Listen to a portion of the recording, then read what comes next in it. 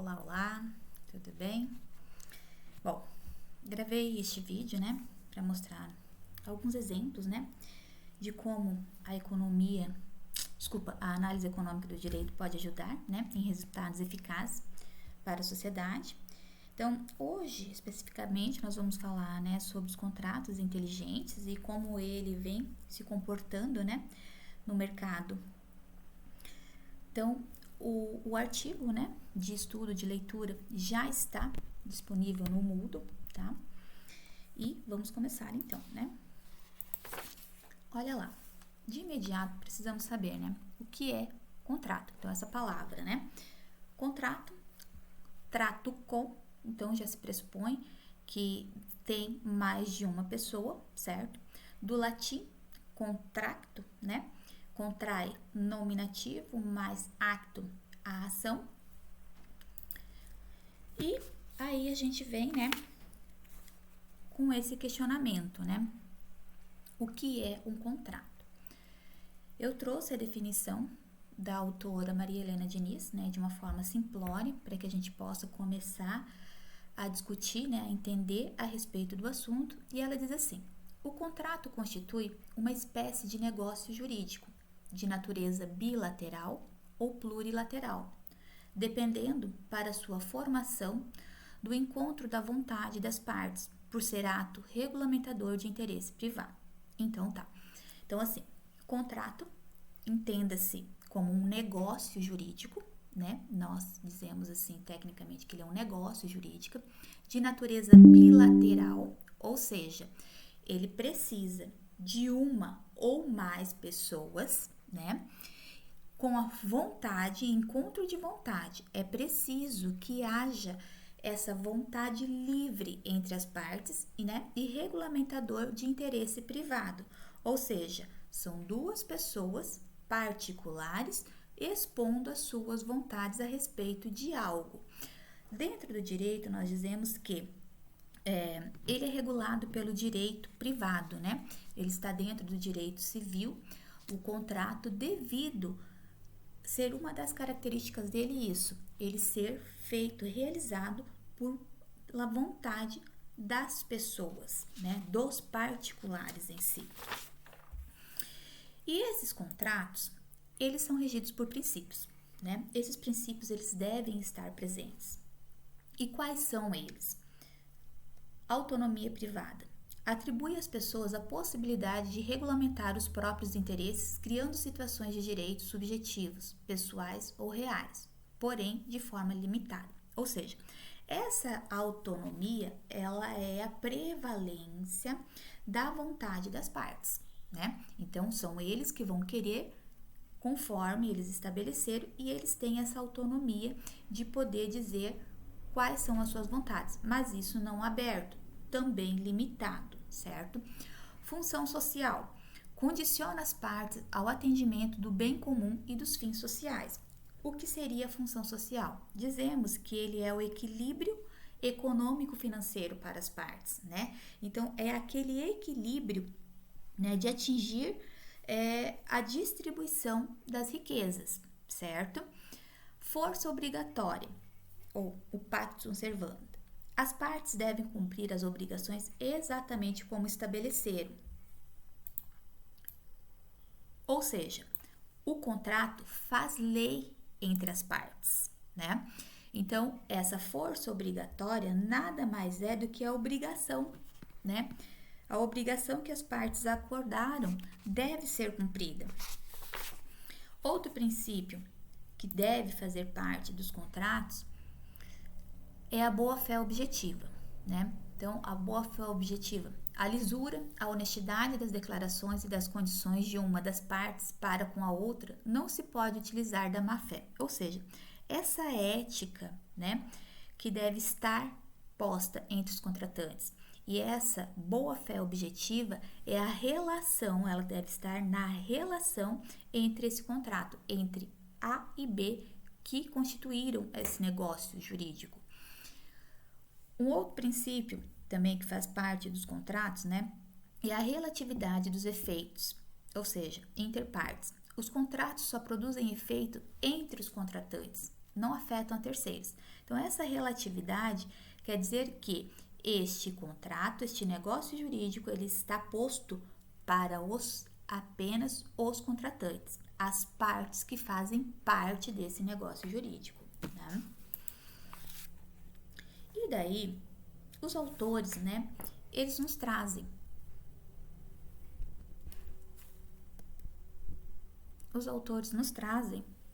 o conceito, né, do que é contrato. Então, olha lá, conceitua-se o termo contrato como todo fato jurídico consistente em declaração de vontade, a que o ordenamento jurídico atribuiu os efeitos designados como queridos pelas partes, respeitando os pressupostos de existência, validade e eficácia, impostos pelo sistema jurídico que sobre ele incide. Ou seja, para que esse negócio jurídico, esse contrato, possa ter validade, efeitos, ele precisa de cumprir alguns requisitos, né? Que são os pressupostos de exigência. E quais seriam esses pressupostos? Então, nós temos lá o agente capaz, ou seja, a pessoa tem que estar na sua plenitude de capacidade para poder fazer aquele contrato, né? Objeto lícito, a coisa não pode ser contrário à lei. Objeto possível, né? Ou seja, tem que ser condizente, algo que seja aceitável.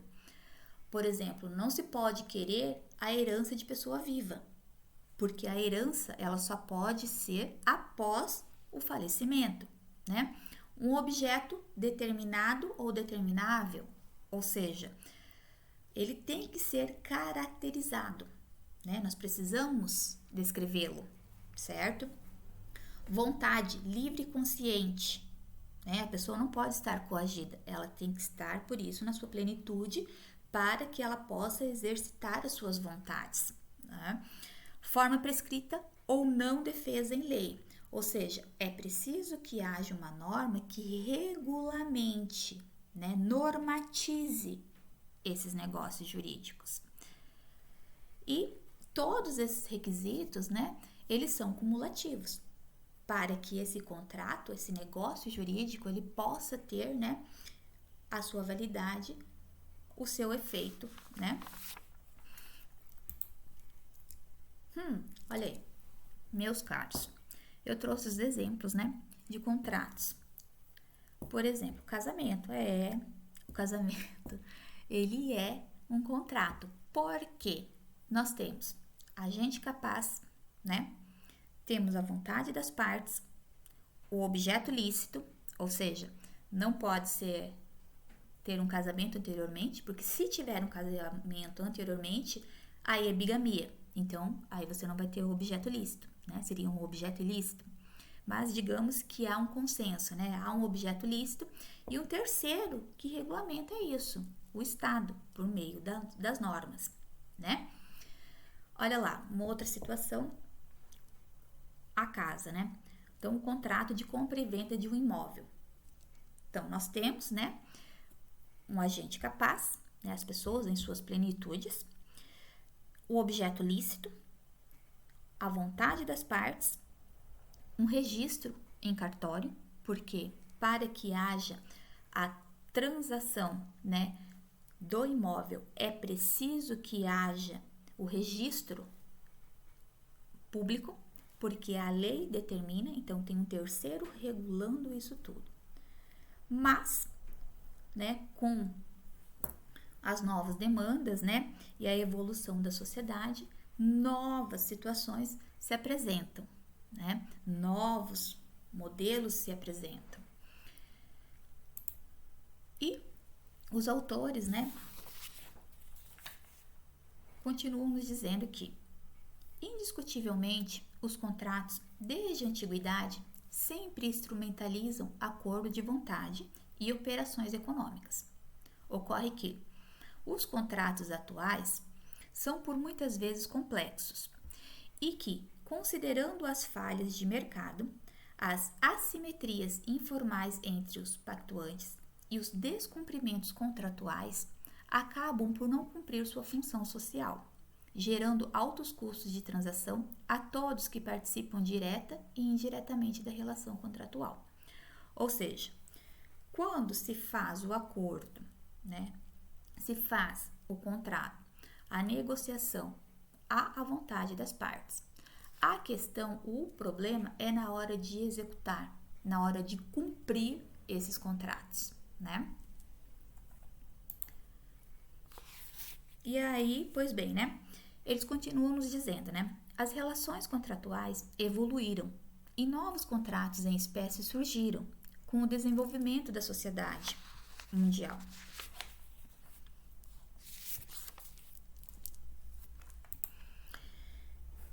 Então, né, para que a gente possa falar de contrato inteligente, é preciso que a gente, né, primeiro contextualize para que a gente possa chegar até lá. Então, assim, o contrato inteligente, ele começa lá em 1998, né, quando surge o Bitcoin, que é, né, a moeda virtual. E essa moeda, ela foi criada e colocada, né, em um programa fechado chamado de blockchain. Esse programa, sozinho, se autogere, ou seja, não há um terceiro, né, para fazer a regulação dessas movimentações financeiras. É o próprio programa, o software sozinho que faz isso. Olha lá, o Bitcoin nada mais é do que uma moeda virtual, sendo que a grande ideia subjacente de sua criação é eliminação do intermediário regulador, ou seja, aqui eu não tenho o Estado, eu não tenho o banco ou uma financeira, né, que fazem essa regulação. E graças à tecnologia blockchain, evita-se o denominado gasto duplo, suprindo a necessidade de uma instituição financeira na mediação das transações entre as pessoas ou instituições, trazendo autonomia e liberdade novamente aos indivíduos na utilização e gestão de recursos. Ou seja, aqui ele não vai precisar do terceiro, que seria um banco, uma financeira, porque qual é a intenção desse terceiro? É analisar o saldo, o que entra e o que sai, para que isso não seja realizado de dupla forma, duas vezes, né? Então, com o blockchain, né, esses contratos, eles sozinhos se gerem. E o que é o blockchain, né? Blockchain é a tecnologia subjacente à criptomoeda, resolvendo o problema do gasto duplo, graças a mecanismos de tecnologia descentralizada, distribuída, mecanismos de consenso, criptografia e microeconomia. Ou seja, a tecnologia da blockchain acaba com a necessidade de um intermediário, pois ela registra todas as informações, possibilitando a verificação de estado, de crédito e de débito. Para entendermos, né? Então, seria o terceiro, o banco verificando o saldo, né, de entrada e saída, para que isso não ocorra duas vezes. E os contratos inteligentes, né? Os contratos inteligentes nada mais são que contratos autônomos, né, que são realizados dentro dos blockchains, esses programas fechados. Ou seja, se a grande ideia das criptomoedas é eliminar o intermediário na mediação das transações entre pessoas ou instituições e evitar o gasto duplo, os smart contracts, né, surgem para resolver problemas advindos com a execução dos contratos, valendo-se de uma linguagem de programação computacional. Então, é a vontade das partes, né? O acordo entre elas estabelecido, colocado no programa blockchain, né? Esse programa fechado, sistema fechado, né? Que vai executar o contrato sem interferência do terceiro, né? Sem interferência do Estado, sem interferência do banco, sem interferência da financeira é ele sozinho se auto-regulando, né? E daí os autores nos trazem, né, alguns conceitos a respeito do que são esses contratos inteligentes. Olha lá, Nick diz assim: conceitua contrato inteligente como um conjunto de obrigações estabelecidas de forma digital, incluindo protocolos por meio dos quais as partes cumpririam tais obrigações. E então vem-se, né, um questionamento: será que realmente ele vai cumprir essa função social, né, de cumprir essas obrigações que foram estabelecidas? Porque uma coisa é quando as partes querem, iniciam a obrigação, o negócio jurídico, o contrato. Outra coisa é quando ele vai ser executado e cumprido, né?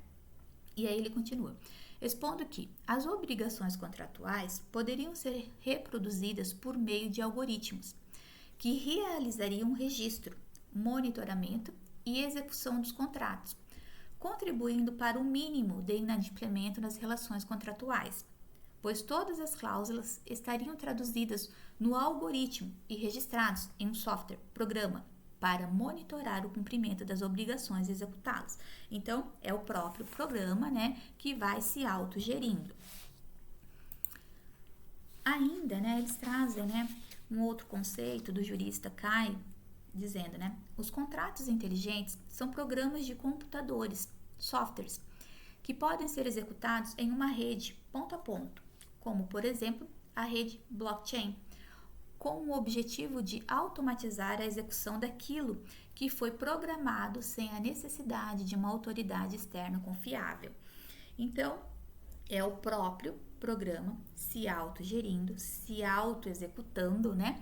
Sem a necessidade de um intermediário. Então, essa autoridade externa confiável seriam os bancos, as financeiras, né? O próprio Estado. E como funciona, né? Em sua essência, os contratos inteligentes são softwares de computador que executa automaticamente aquilo que foi programado. A partir desse momento, toda a confiança nas relações contratuais recai para a gestão da tecnologia, pois a própria tecnologia irá executar o que foi programado, né? Então, sem a necessidade de um terceiro, né?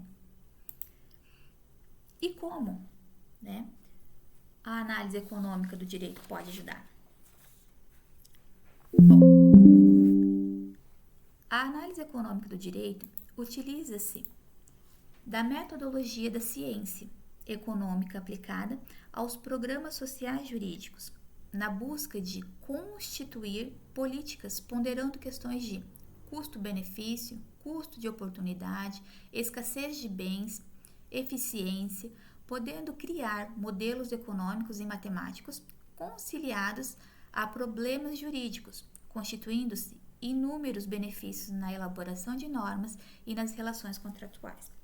Pois bem, né, partindo do pressuposto que a análise econômica do direito tem os princípios da escassez, eficiência, né, e a escolha racional, né, quando isso é levado em consideração para elaborar uma norma, né, uma legislação lá pelo legislativo, e também quando for executada essa norma no judiciário, isso traz, né, um impacto eficaz, né, efetiva das soluções para a sociedade.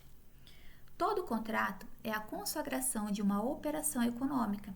E na visão da análise econômica do direito, o contrato não é um elo solitário entre pessoas vivendo em sociedade, mas sim uma transação de mercado no qual cada parte se comporta de acordo com seus interesses, como se estivesse em um jogo, armando a sua estratégia. Bom, mas nem tudo são flores, né? E daí esses contratos inteligentes, né, eles trazem seus prós e contras. Olha lá, todo contrato inteligente envolve diferentes custos de transações, desde a sua concepção, criação, desenvolvimento, execução, custo com taxas, em criptomoedas, custos com programador computacional e advogados, custos com a implementação, né, do próprio contrato inteligente para a rede blockchain, ou seja, os custos iniciais podem ser mais elevados se considerar todos esses fatores. Entretanto, para a execução e monitoramento do contrato inteligente, há essencial redução total dos custos, pois, como exposto, todo contrato inteligente é autoexecutável, imutável e transparente. Então, assim, de imediato, né, se for analisar, há um investimento alto, né, para esses contratos inteligentes, porque você vai ter que ter toda uma ferramenta, né, para poder colocar ele em prática, desde ali essa rede fechada, esse programa fechado que é o blockchain, né, custos com programador computacional, ou seja, precisa ter, né, um operador, um conhecedor, advogados, porque o advogado vai fazer o contrato, as cláusulas, o programador vai, né, trazer para a linguagem computacional e colocar nesse programa. Em contrapartida, a execução, né, desses contratos, por eles serem autoexecutáveis, teria um custo baixo, né? E continuando, né? A análise econômica do direito é um aliado na interpretação da ciência jurídica, utilizando-se da ciência econômica para auxiliar na resolução de problemas jurídicos, sendo a análise econômica dos contratos inteligentes relacionado com custos de transação, segurança jurídica e direito econômico, né? Então, segundo esses contratos, eles podem trazer, né, essas negociações, esse equilíbrio, essa segurança e ainda, né, a gente se utilizando aí do direito econômico. Por fim, né, termino aqui com uma frase de Ronald Case dizendo que o direito como ciência normativa deve se voltar para a estruturação dos objetivos das pessoas e organizações, e principalmente para a prevenção de conflitos. O direito regula a vida em sociedade, e se a sociedade evolui, é necessário evoluir na interpretação jurídica. Uma gestão jurídica estratégica e inovadora, alinhada à perspectiva da análise econômica do direito, além de agregar mais valor aos produtos e serviços transacionados pelas empresas, consequentemente gerará mais lucro e redução dos custos de transação. Bom, são esses, né, os movimentos que estão acontecendo no mercado. Trouxe a temática, né, por achar relevante e inovadora e trazer como exemplo, né, a análise econômica do direito, como que ela pode ajudar a sociedade.